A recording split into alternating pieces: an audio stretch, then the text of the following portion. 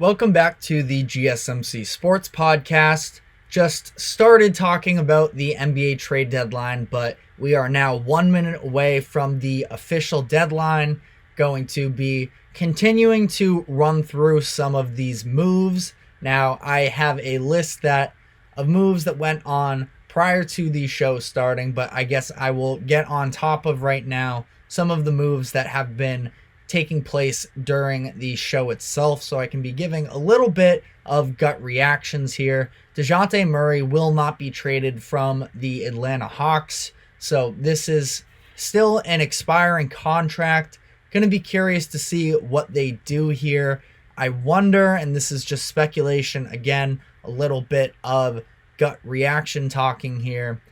I don't think that they can continue to fully move on with this DeJounte Murray, Trae Young backcourt. It would be a mistake for them to just let this contract run out with Murray and then not just let him walk and get nothing in return. So there have been a little bit of, rumblings about the idea of Trae Young's camp being unhappy and him potentially being on the move in time to come. There's been a fun fan theory, I think I would best describe it as, of him being traded to San Antonio, which I would love because I've talked a few times on this show about the fact that I think that the Spurs need a point guard, a more legitimate point guard to put alongside Victor Wembanyama. So much is going on right now. The Celtics just made a trade for, it looks like second round picks, so nothing too significant. But when I see Celtics make a trade, sort of throws me off my game a little bit. But is interesting to just see how the Hawks can plan to continue going forward with this. I mean, they're currently in the play-in picture, so not selling off here. They should probably see themselves in a similar position come the end of the year.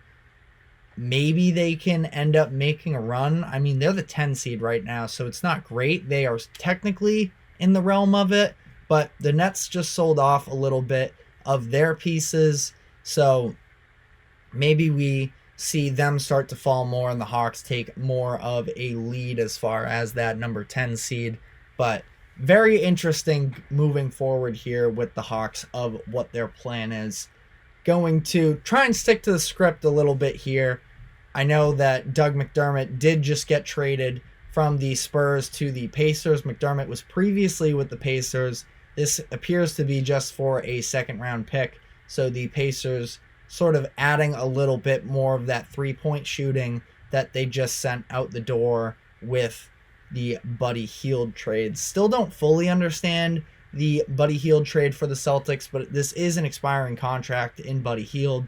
Maybe you just felt like you had to get anything you possibly could for him, which is a couple second round picks. So who knows? Again, well, I'll have a chance to sort of go through some of these packages a little bit more and put together more refined arguments for all of these. The Jazz traded Kelly Olynyk and Ochai Agbaji to the Raptors for Kyra Lewis, Otto Porter Jr., and a 2024 first round pick. I actually, all things considered, I think that the Raptors were a little behind schedule in terms of putting together their rebuild, but they have put together a handful of pretty good young talent through these moves that they've made. I know they just had to trade a first round pick, and I'm not exactly sure what the protections or the specifics of that pick are just yet, but getting RJ Barrett, Emmanuel Quickly, I really like Ochai Agbaji. He's someone who really flashed. I believe he made an all-rookie team his first year with the Jazz last year. He was a late lottery pick. He was on the championship-winning Kansas basketball team a couple years ago and was their best scorer then. He has taken a little bit of a dip this year in terms of three-point percentage, but has also sort of seen less opportunities for himself because the Jazz are this weird middling team where they're kind of competitive, but they're also not that good. And they're rookie guard Keontae George has came in, who I love Keontae George out of Baylor, and maybe it's just a little bit of lack of opportunities when it comes to Agbaji, but just hasn't been quite the same necessarily, and I think now we can get a little bit of a fresh start here in Toronto. Kelly Olynyk being included in the deal is also a little interesting to me.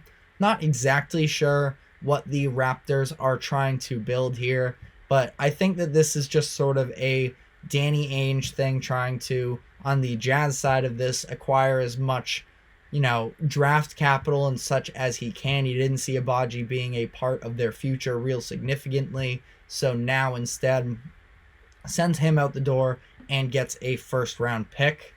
There were a couple of moves that we sort of went over yesterday, with the Celtics trading for Xavier Tillman from the Grizzlies. As this is sort of settled with me, I've liked it more and more, just for the sake of being able to take some of the pressure off of Boston's big men, who have been, whether it be load management or actually dealing with injuries between Al Horford and Kristaps Porzingis.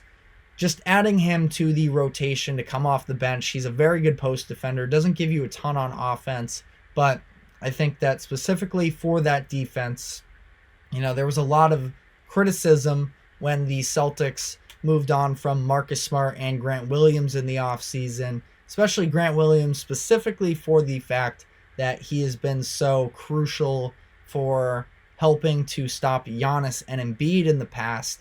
Now you bring in Tillman, who has a very similar body type, is probably an even better post defender itself. So I think that this is a solid move for them, getting rid of a couple second round picks that don't mean all too much. The Timberwolves added a backup point guard. This one actually took place right after we finished the show. They trade for Monte Morris, who has just sort of been wasting on the bench for the Detroit Pistons. Monte Morris went there in one of these deals that the Pistons made this offseason that were just sort of supplemental moves, and they bring him in. I feel like the plan was always sort of to flip him in the end, and they didn't want him getting in the way of some of the guard development of Jaden Ivey and Killian Hayes, who was actually just released earlier today, which kind of came as a shock to me. Killian Hayes, it's funny because he had a decent game, but he started for the Pistons last night after requesting a trade a few days ago. He went 3 straight games with DNPs, and then he started last night because of this Monte Morris trade and all the moves that the Pistons have been making here. So, I don't know. It's interesting. Hayes, a former lottery pick in the 2020 draft. I think he went top 10. There's a lot of people who still have belief in him.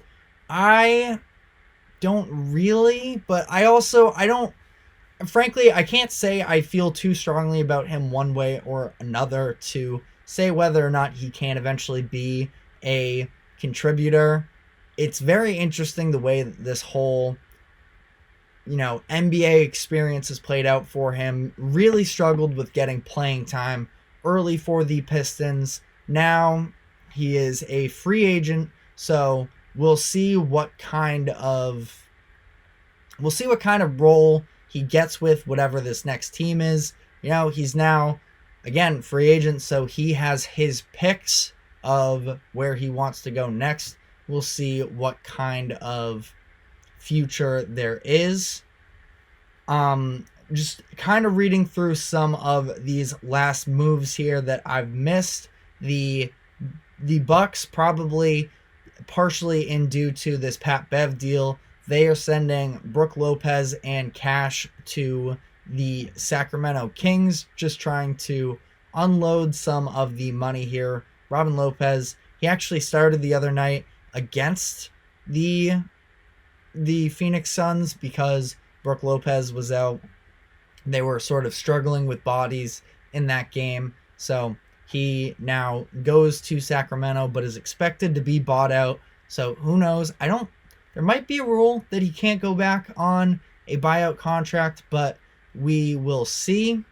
The Raptors have announced that they are going to be keeping Bruce Brown for the time being. There is a team option with his contract. It's worth about $20 million. So they have the option to move on from him this offseason, but he's been playing pretty good basketball.